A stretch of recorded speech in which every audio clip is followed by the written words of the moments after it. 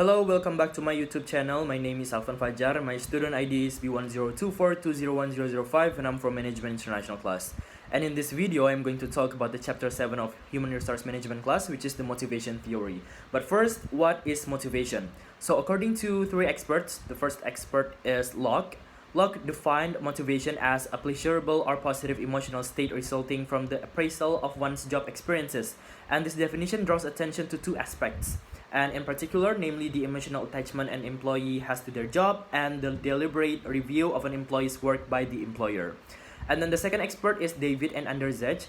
They defined motivation as something that can be understood as cognitive decision making, in which the intention is to make the behavior that is aimed at achieving a certain goal through initiation and also monitoring. And then the last expert is Sant Rock, and this expert said that motivation is the process that energizes, directs, and sustains behavior. And it means that motivation is the process to push and shows the students or the employees to do something and to keep on the activity continuously. And based on those three experts, based on those three definitions, I would say that motivation is the emotional energy that we give to other people in order to create a behavior to achieve certain goals in whether it's a company or an organization or etc., and to keep it continuously. And I find this topic really interesting and also really important to be discussed, because we know that one of the problems in the workplace nowadays is the lack of motivation towards the employees. So as the future managers, we have to learn the theories of motivation and how we can motivate our employees and how we can solve the problems of demotivated employees in the future. So I think this topic really means a lot to me. And there's a research that is written by Ruben Mbadubi, and the writer wrote this research to compare and contrast the theories of motivation and how they are used to inspire employees to develop the drive to achieve the goals in an organization. And this research also tells me about the definition of motivation itself and its relation to job satisfaction. This research also tells me about the theories of motivation, which there are 8 theories. And this research also analyzed the risk of having demotivated employees in organizations, as well as the importance of motivation in the workplace for our employees. And the aim of this paper or this research is to compare and contrast the theories of motivation and how they are used to inspire the employees to develop the drive to achieve, and also the benefit for organizations based on this research is that the organization can get more help on suggestions to cultivate conducive atmospheres in their environment and relationships for employees to work under, to foster positive attitudes towards their work in an organization. And the introduction of this paper explains about the role of motivation in the workplace and how it is related to the employee's productivity, and the definition of motivation itself, and then the theories of motivation, as well as the factors that can affect the motivation in the workplace towards the employees. And there are several definitions of motivation. The first one is from Locke. Locke defined motivation as a pleasurable or positive emotional state resulting from the appraisal of one's job experiences. And this definition draws attention to two aspects. In particular, the first one is the emotional attachment an employee has to their job, and then the second one is the deliberate review of an employee's work by the employer. And then the second definition is from David and Anderzej. They said that motivation can be understood as cognitive decision making, in which the intention is to make the behavior that is aimed at achieving a certain goal through initiation and also monitoring the employees. And there are things that we must do to understand the underpinnings of motivations. So for us to help understand the underpinnings to motivation, we must first explore what job satisfaction means, because motivated employees will have a job satisfaction at the end of the day.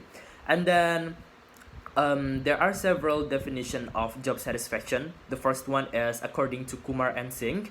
They say that job satisfaction, or the lack of thereof, depended on the employee's perception of the degree to which his work delivers those things that he desires, and how well outcomes are met or expectations perhaps even exceeded by the employees. And regardless of the actual circumstances and situation, job satisfaction is an emotional response that cannot be seen but can only be inferred. And then the second is from Jehanzab Rashid and Amir. They defined job satisfaction as a sensation employees have about their work environment and their expectations toward their job and their environment. And then the first theory of motivation is the Maslow's hierarchy of needs. So Maslow came up with a five-stage theory that places the needs of the individual in different categories and prioritizes their attainment.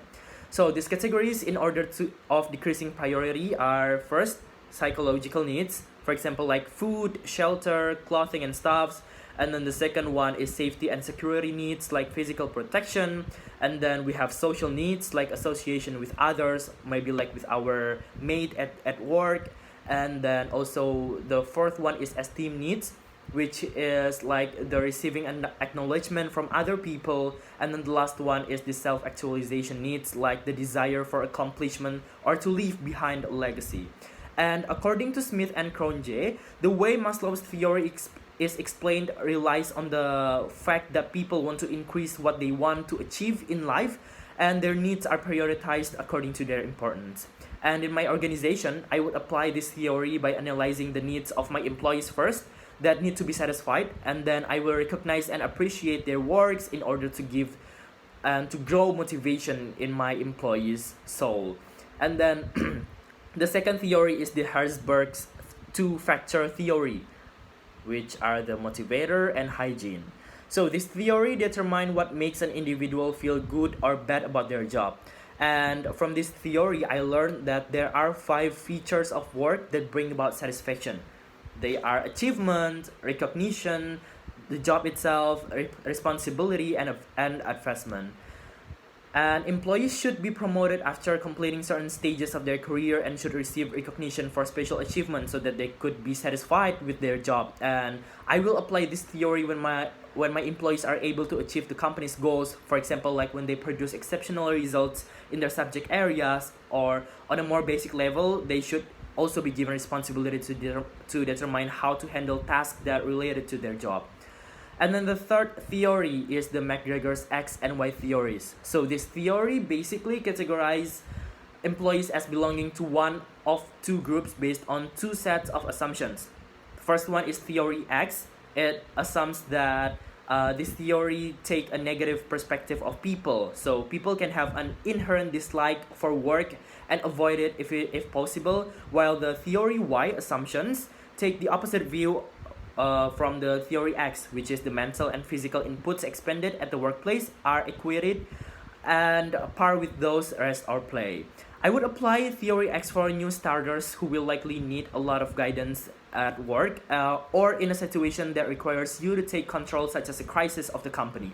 And for theory Y, I would apply it when managing a team of experts who are used to working under their own initiatives and need a little direction from me.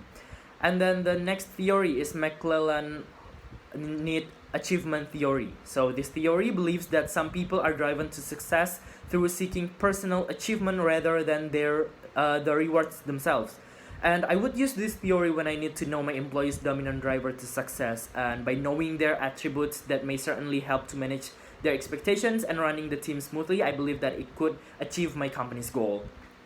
And then there's a difference between the theory of motivation according to Maslow's hierarchy of needs, Herzberg's two-factor theory, which are the motivator and hygiene, and McClellan's need achievement theory. The first one is Maslow's theory is a general theory on motivation, which states that the urge to satisfy needs is the most important factor in motivation or in motivating our employees. And this theory relies on the needs and satisfaction of our employees.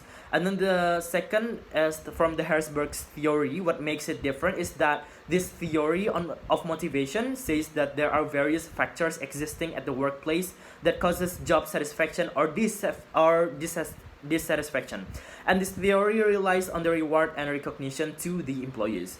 While the third theory, which is the McClellan theory, it has identified 3 basic motivating needs. Need for power, need for affiliation, and need for achievement. So those are the differences between those 3 theories. And there's another theory, which is the equity theory. And this theory of motivation deals with the way people compare the value of themselves to others in similar work situations based on their inputs and also their outputs. And this theory tells me about how satisfaction comes as opposed to what causes motivation. And the equity theory postulates that employees will weight their input into a job against the output they receive from it. And the more the rewards, the greater their satisfaction at job. And then the next theory is the value percept theory. This theory states that job satisfaction occurs when job outcomes an employee receives matches with those desired by the employees themselves.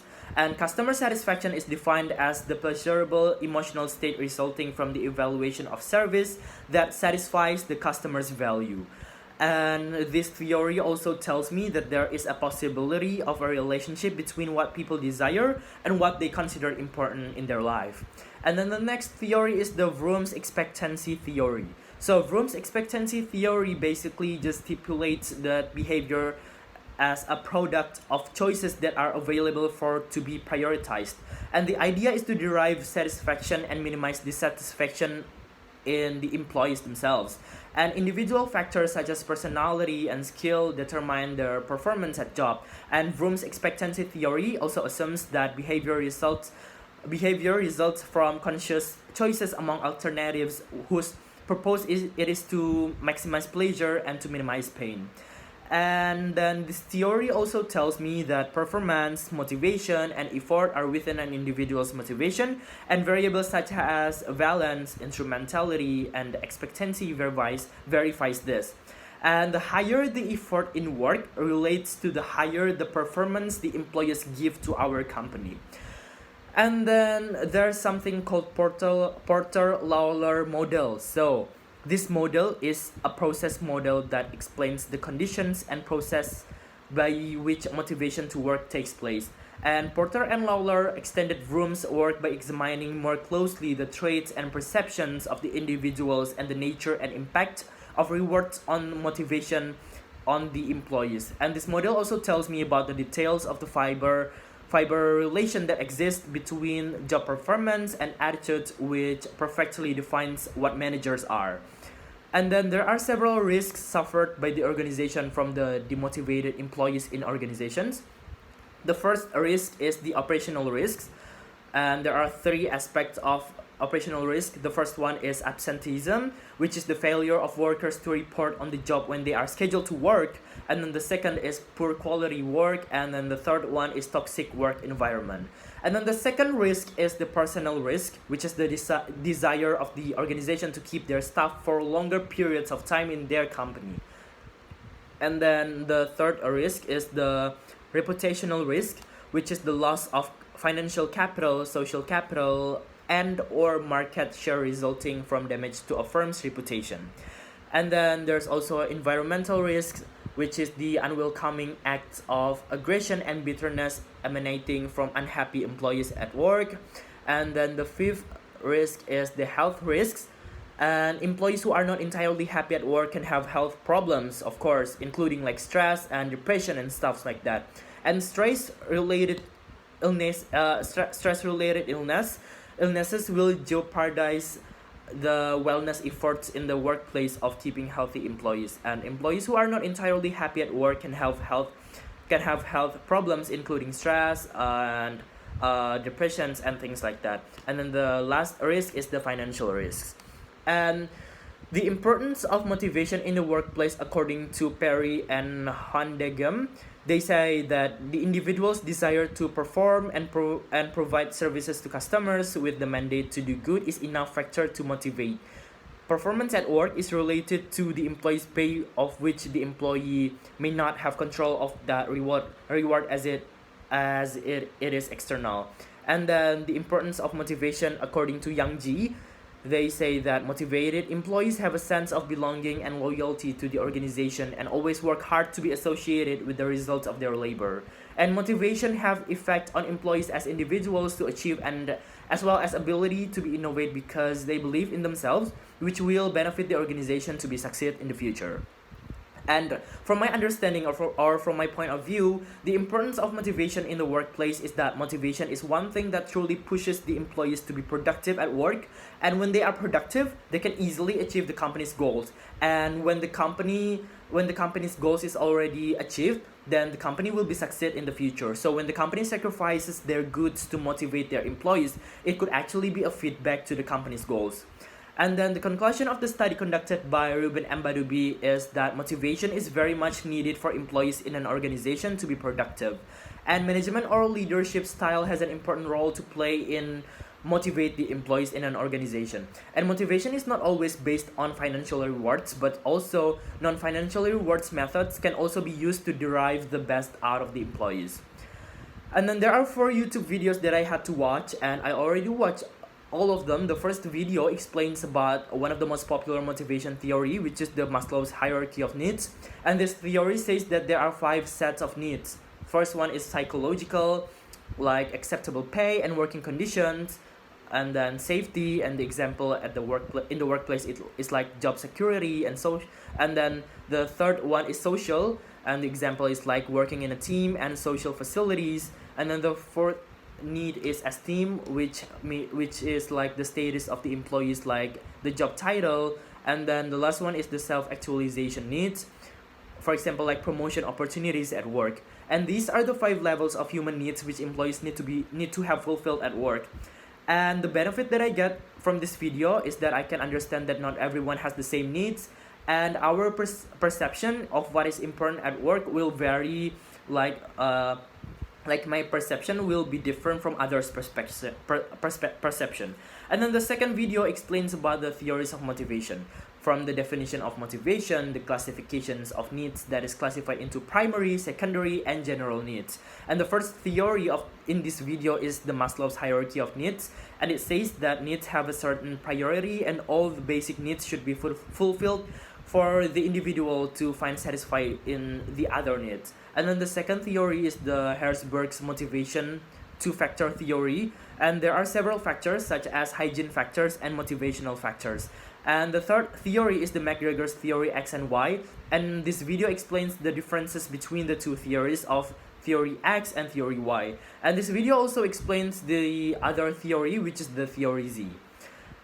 And the benefit that I got from this video is that I can understand more about the 3 motivation theories that we study, which are really important for our future.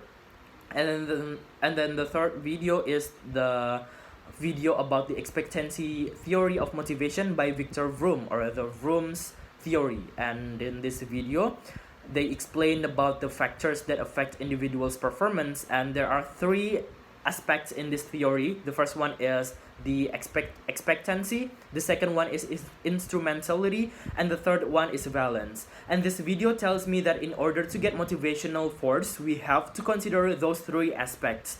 And because effort will result in performance, then good performance will result to the rewards to the employees. And the benefit that I got from watching this video, is that this video tells me how can we use the expectancy theory in organizations, but not only in organizations, but also this video tells me how can we use this expectancy theory in our personal life. So I learned how to manage my expectations from this video, which is really beneficial for me. And then the fourth or the last video talks about the Herzberg's 2-factor theory, which is a theory to ensure employees to work harder in a company. And there are 2 factors. The first one is motivation factors, and the second one is hygiene factors. And when we combine both of them, we will get the result, which is the motivation towards the employees. And motivation factors include achievement, growth, responsibility, advancement, and recognition, while the hygiene factors include company policy, salary, working condition, status at work, supervision, and also job security. And all of those factors are important elements to be able to motivate our employees as us as the owner of our own business. So that's all about the materials for the chapter 7 of HRM, which is the motivation theory. Thank you for watching, and that's all. Thank you.